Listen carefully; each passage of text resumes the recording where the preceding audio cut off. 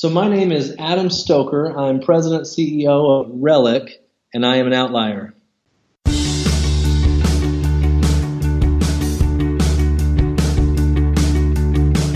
Welcome to Outlier on Air with Ever Gonzalez, the show where we interview the founders, disruptors, and mavens of the world.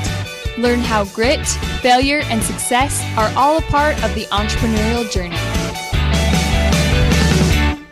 Hey everybody, welcome to Outlier on Air, the podcast where we interview founders, disruptors, and mavens. As always, I'm your host, Ever Gonzalez. On today's episode, we have Adam Stoker. He is the president and CEO of Relic. Adam, welcome to the show. Hey, Ever, good to be here.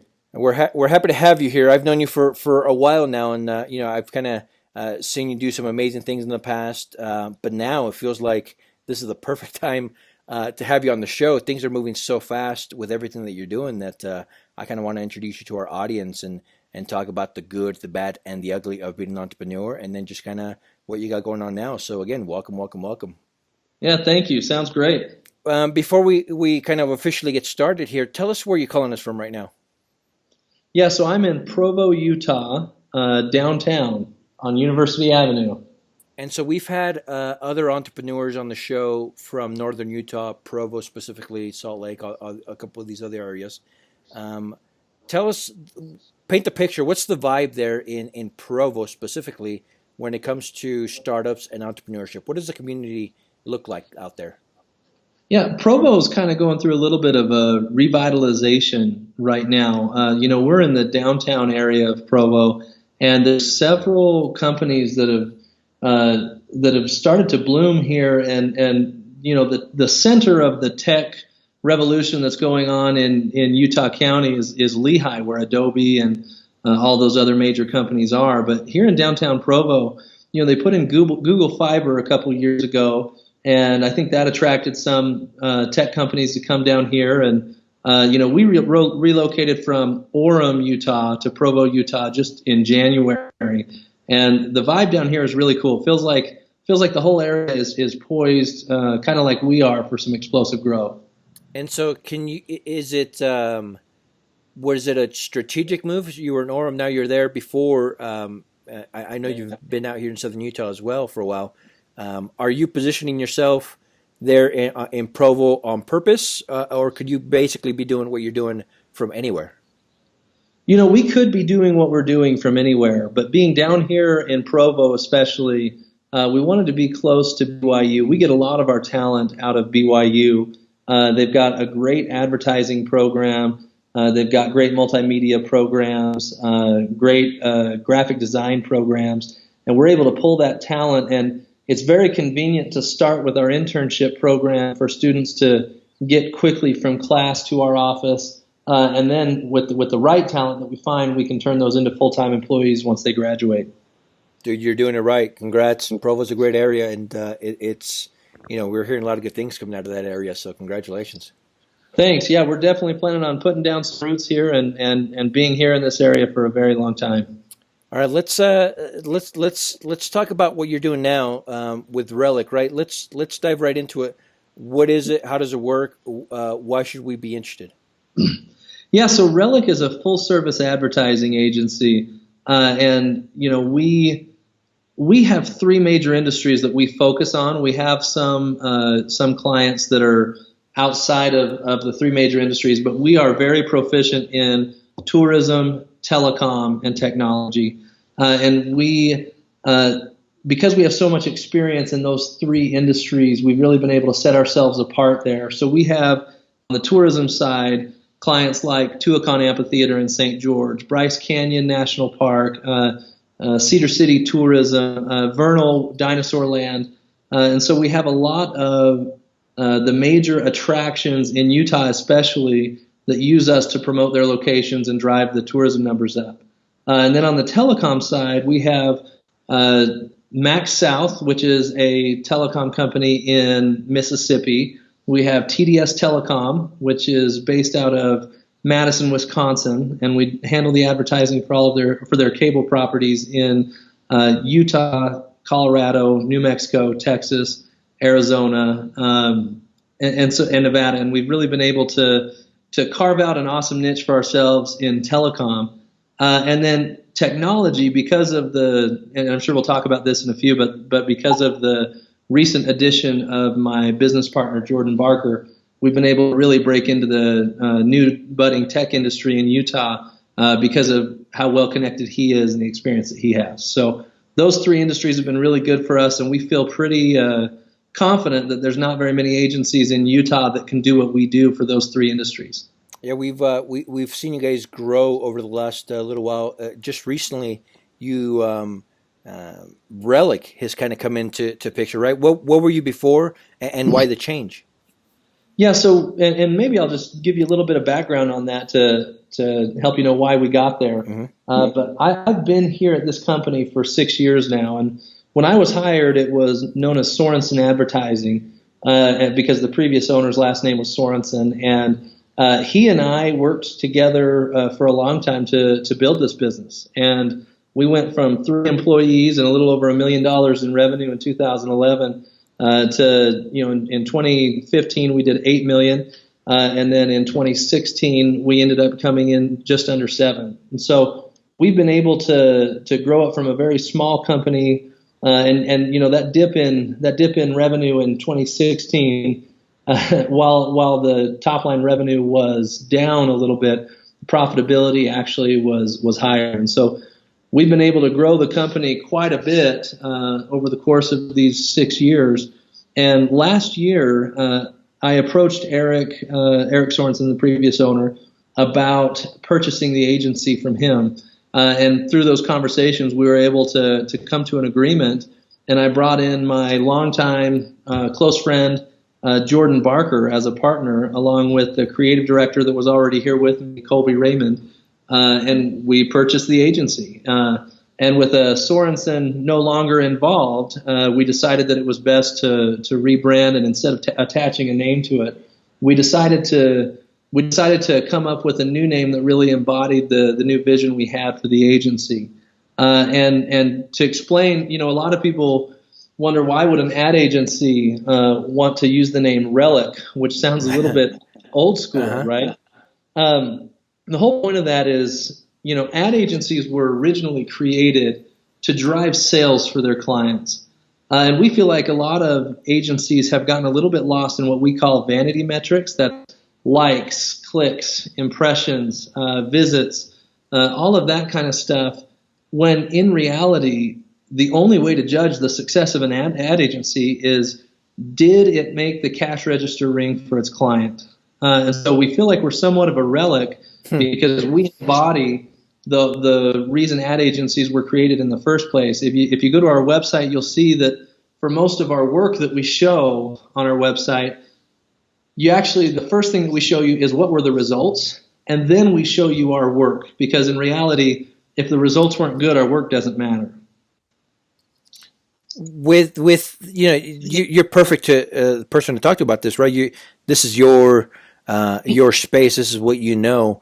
Was there fear that you built up Sorenson Capital or Sorenson Advertising, the name, the brand to a certain point? Was there fear that maybe almost like even starting over would affect you guys moving forward? Yeah, and that's a valid concern, and it's something that we mulled over a lot as we were making this decision. But what it came down to is that in the tourism industry specifically, we were well known, but we also have the relationships that kind of go beyond the reputation and the name. We know most of the people in the Utah tourism industry personally, but our intention is to scale this business, especially the tourism side of the business, nationwide and help. We're actually sponsoring the Montana Tourism Conference in 2 weeks, and so we'll be there, planning on expanding into Montana, which is the first state that we're targeting here.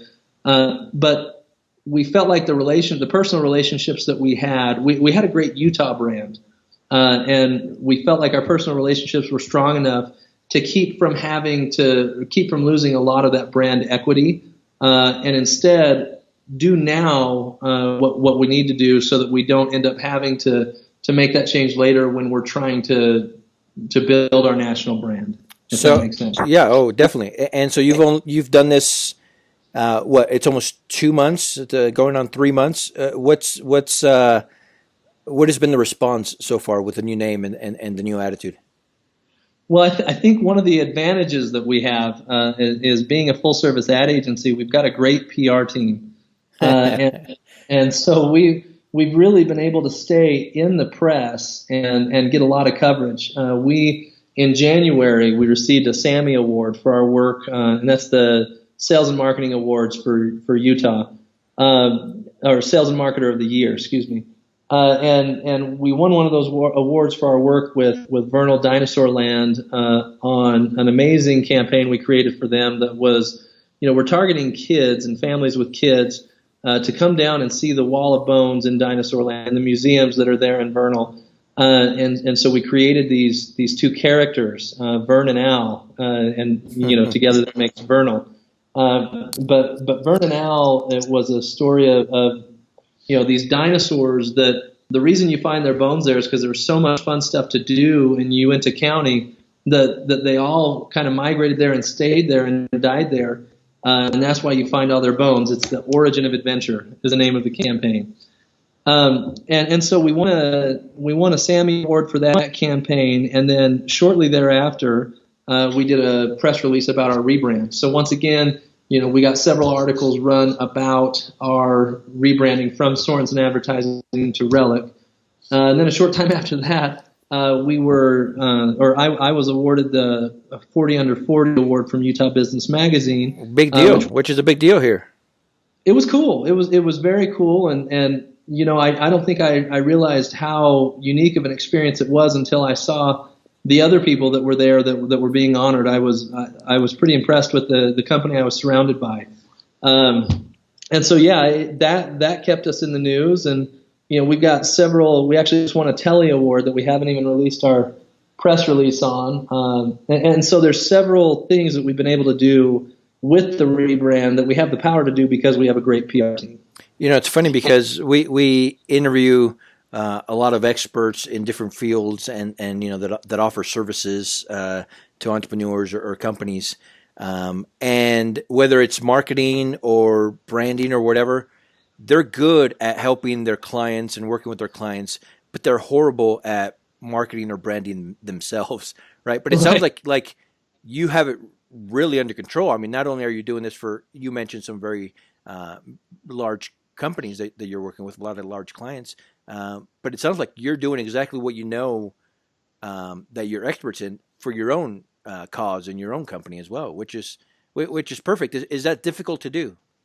It's very difficult to do because we get so caught up in the servicing of our clients that sometimes we're last priority. Our Sorenson Advertising website, and this actually says a lot about the previous owner too, because he was so focused on servicing our clients and making sure they were happy. But we didn't update our website for like 4 years leading up to the rebrand.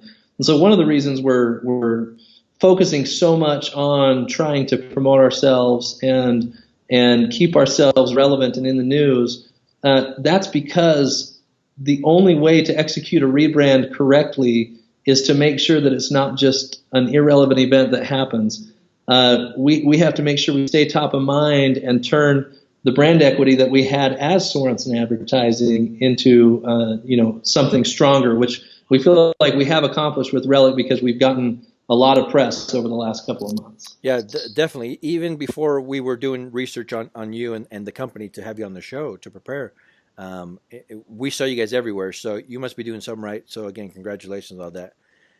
Thank you. Now let's focus on you specifically a little bit. Obviously, you're running Relic right now. You worked as an employee, a very key role with Sorenson Advertising. But what's your background? Where'd you go to school, and out of school, did you know that this was going to be the path that you were going to be taking?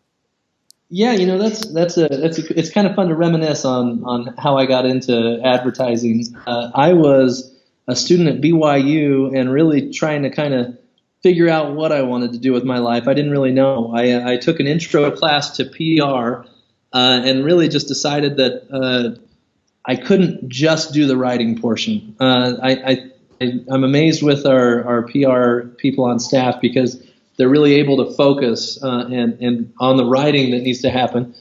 But I'm a little more ADD, so to have to write such large projects and stuff like that wasn't really for me. And so then I looked at print journalism, and it takes a long time to make any money in print journalism. And so I decided to avoid that. And then I was watching.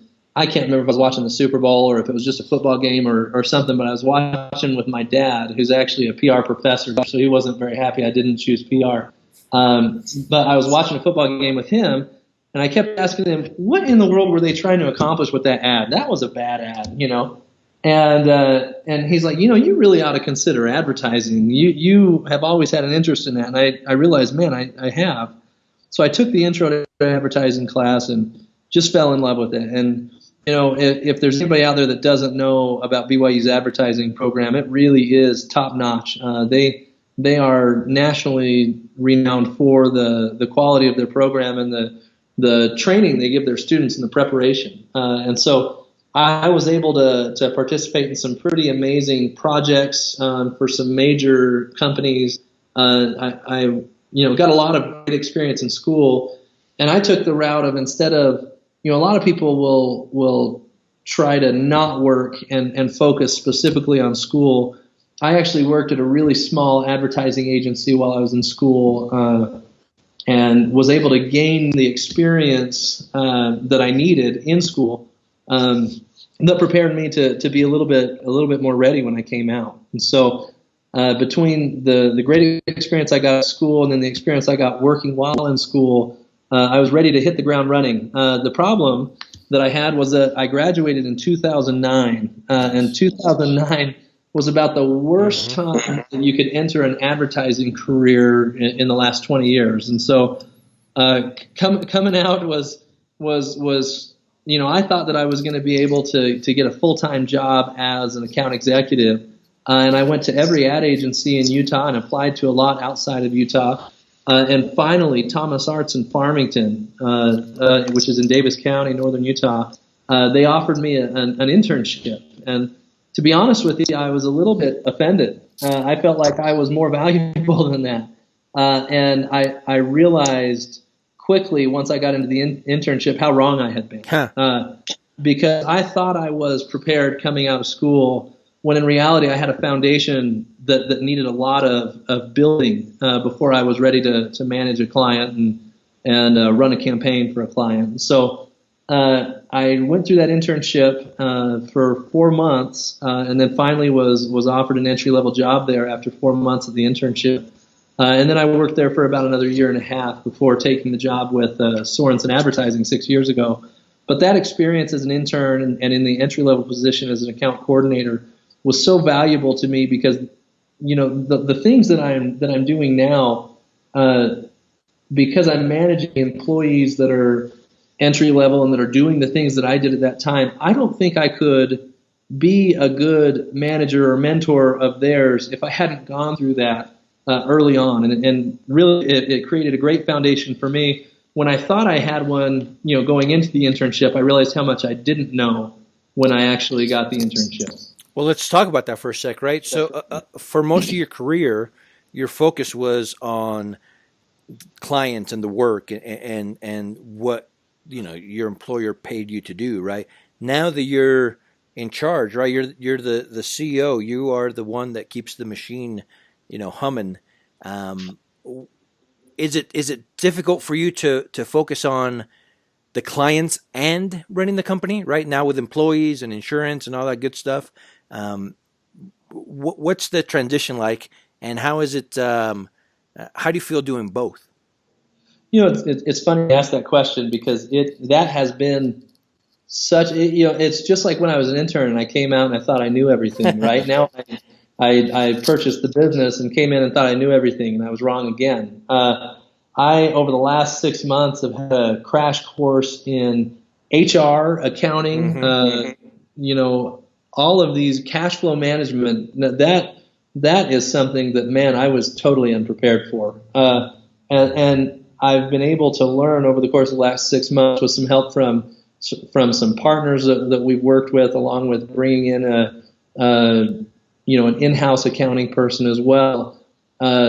It's been a process, and I feel like I've grown more in the last 6 months than I did, the previous 2 years before that, just by having to learn all the things I didn't know. I feel pretty confident in my abilities in walking someone through the marketing process and creating a campaign and evaluating the results. But 6 months ago, I was pretty unprepared to be put in the role that I'm in. But I feel like I've kind of stabilized a little bit and have been able to weather the storm of the things that I didn't know and be pretty proficient now in those responsibilities. What do you spend most of your time doing right now? Right now, I spend most of my time training our staff and answering questions from the staff. One of the things that was my primary focus prior to purchasing the company was being the primary contact for the client and managing that client relationship. And since I've had to elevate some of our entry-level employees into account manager roles, which has been great because they've really stepped up and excelled at that. But it definitely requires a lot of my time to be able to kind of bring them up to speed and go through some of the account maintenance stuff still. And so I'm still working on the transition of removing myself from the day-to-day account management. I'll still be involved in, client strategy and overseeing the success of each client's campaign, but I'm transitioning to a point where I can focus more on, growing the business and focus on the financials of the business and, the back end stuff that I've got to worry about so that our accounts can function day to day on their own. For the most part, the entrepreneurs that we have on our show and those that listening are involved in startups or their own company, one way or another, where they have responsibilities to help it grow or run and function properly. And so, with that being said, with what you're doing now, right, is advertising and marketing an art or a science? Because I think that all of us, my audience included, we're trying to figure that out, right? Is it more the soulful type of stuff, or is it science, right? The numbers, what is it? Yeah, that's another good question, and it's a debate that happens not only in the industry but also here, even within our company. And in my opinion, the great thing about advertising is that you get to combine the worlds of art and science. Mm-hmm. Advertising is all about getting the right message to the right people at the right time. The right message is art, right? And the visuals of displaying that message. The measurement and evaluation of the success of that message, which is getting it to the right people at the right time, that's science. And so the perfect campaign is going to be a marriage of art and science because a lot of people have attempted to just focus on the science of it. And in the end, they don't really have a brand that makes them memorable, but they were all direct response decisions. They were all impulse buys. And then there's no brand loyalty in a situation like that.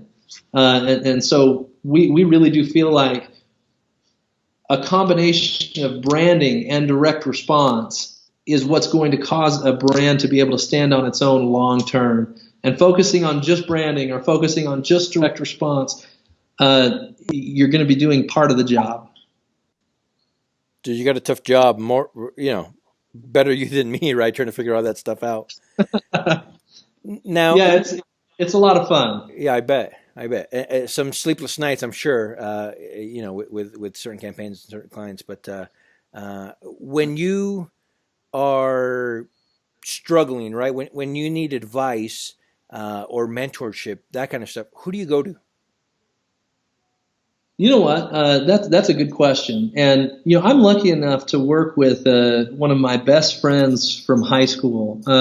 So Jordan Barker, who I mentioned earlier, He and I were buddies in high school. We hung out in high school. And then we both ended up serving an LDS mission in Brazil together. And so I actually spent a year in Brazil with him. We went at different times, so only a year of our time overlapped. And then when I got home from my mission, I ended up working at a small digital agency while I was in school and recruited him when he got home to come work there. So he and I have really grown together in our careers. I went on to stay in traditional advertising, and Jordan actually went back into the digital world and built the digital marketing platforms for several businesses. The latest one was Pluralsight. Pluralsight is a pretty large, well-known startup in Utah. Sure. And Jordan was one of their first digital hires and built their marketing budget from $0 to 7 figures per month in a short period of time. And so he's got some pretty incredible experience. And between the two of us, we've got such a good relationship, and I think this is pretty unique. But we're able to bounce all of our challenges and ideas and problems off of each other. We meet at least weekly and are able to really lean on each other to get each other through the challenges that are happening in our departments. You know, we've been talking to you for the last 25, 30 minutes or so. The branding is on point. You are receiving a lot of press. You're working with good clients. You have a good partner, right? All these things are great. They sound awesome. There must be something that you or the company are struggling with right now, other than maybe a couple of the things that we just kind of briefly talked about. What's your biggest challenge right now? Yeah, we actually we talked about that in depth just this past Friday. The major challenge that we have had is that we have been so hungry to grow our business that we've been willing to take on bits and pieces of campaigns with the hopes to eventually scale it, right? But we've got a design department, we've got a web development department, we've got a digital marketing department, we've got a PR department, we've got a media department, and the way we're structured, we really need a client to utilize at least 3 or 4 of those departments in order for us to be profitable on that account. Because a lot of people think that ad agencies are just raking it in because, for example, we did, I said just under $7 million last year. A very small portion of that stayed in-house because we have to pay our media vendors like Google, Facebook. We have to pay, Comcast when we run a TV buy, or network television channels, or radio vendors. And so a very small portion of the money that we bring in actually stays in-house. And so when somebody's not utilizing multiple departments within the agency, it's really hard to be profitable on that account. And so we've brought in several accounts over the last 6 months that have put a lot of pressure on our staff and have brought in revenue, but we've been unable to scale those and grow those because they've only utilized a portion of our business. And so what we've been wrestling with over the last 3-4 weeks is when to say no. And actually, do we need to jettison some clients that are not using our services the way that we need them to be used, I guess, in order to be profitable? Do we jettison some of those? And so that's what we're dealing with now is when to say no, how to say no, right? It's tough to say no, right, to a client at any size.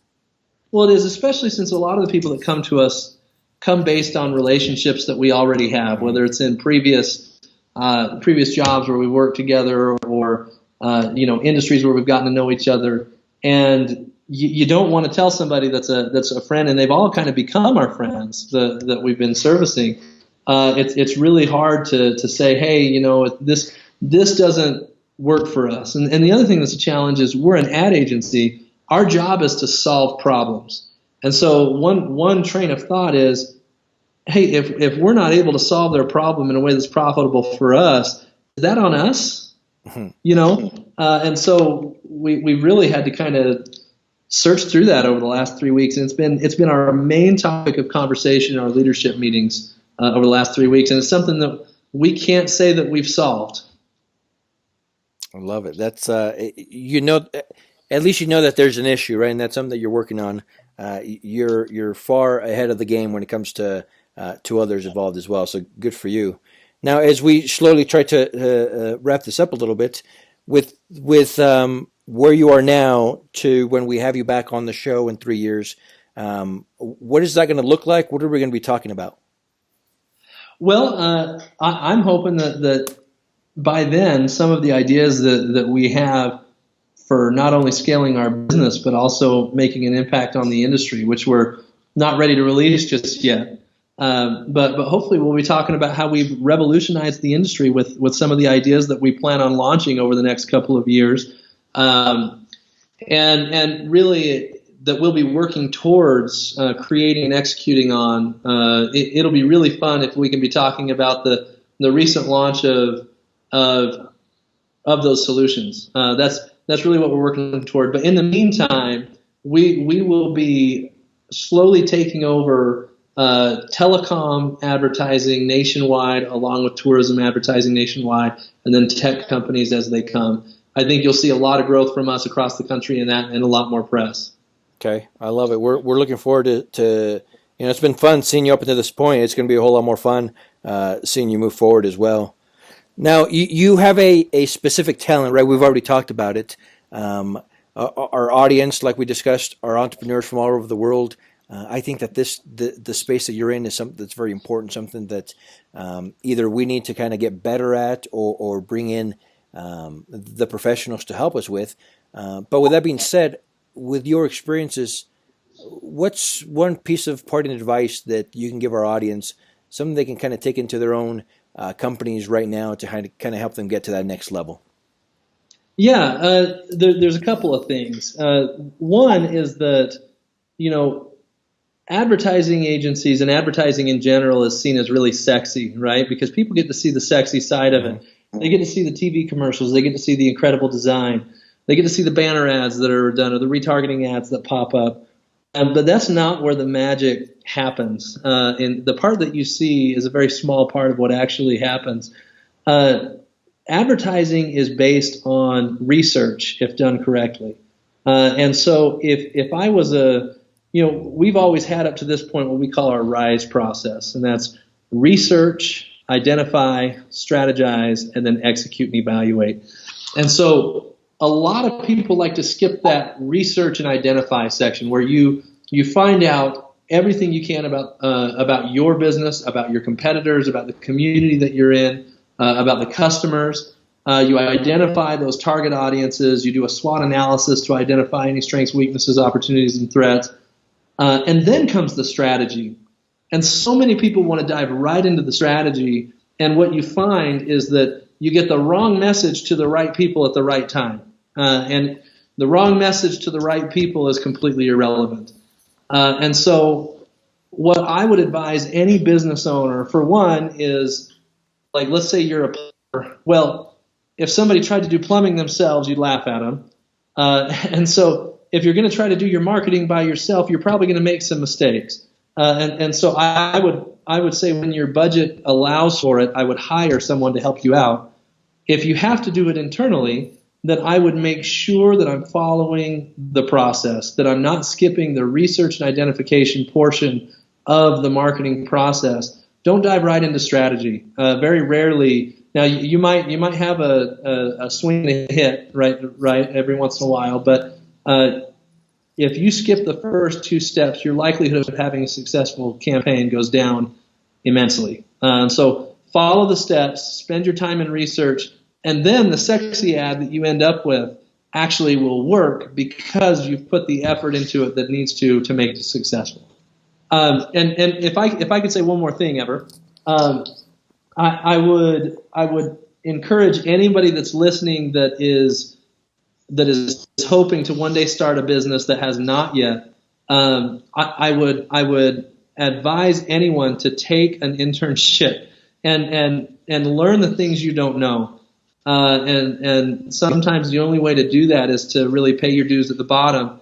but by doing that, I was able to lay the foundation to get me where I am today. And I'm really grateful for the opportunity that I had as an intern, because I don't think I'd be where I am today. I'd probably be doing sales somewhere, because I would have gotten I would have gotten frustrated with not having the foundation that I needed. Dude, I love it. Great advice. Something that we can kind of take into our own lives and get us to the next level. So I appreciate you sharing that with us. For those that are interested, they want to get either to know you a little bit better or Relic, and the things that you're working on. Where can we find you online? Yeah, so you can find our company at relicagency.com. My email is adam@relicagency.com. I'd be happy to field any questions or follow up from this interview. And then you can also follow me on Twitter at Utah Ad Guy, but I really focus mostly on BYU sports, and so if you're not a big sports fan, especially not a BYU fan, I'd stay off my Twitter. That's right. Nice. So Outliers, you can go to outliermagazine.co. That's outliermagazine.co. First of all, subscribe to our podcast, rate, review it. But there we're going to have links to Adam's website, social media accounts. Feel free to reach out to him. He's doing some amazing things. He's certainly somebody that we can continue to follow and learn from. So I encourage you to get in touch with him. Hey, Adam, this has been amazing, man. We really appreciate you taking the time to talk to us, for your words of wisdom, just for sharing your story with us. It's been very inspirational, and I think we've all learned something. So thank you for being on. Thanks a lot, Ever. I appreciate it. It was fun. Absolutely. So Outliers, we'll talk to you tomorrow.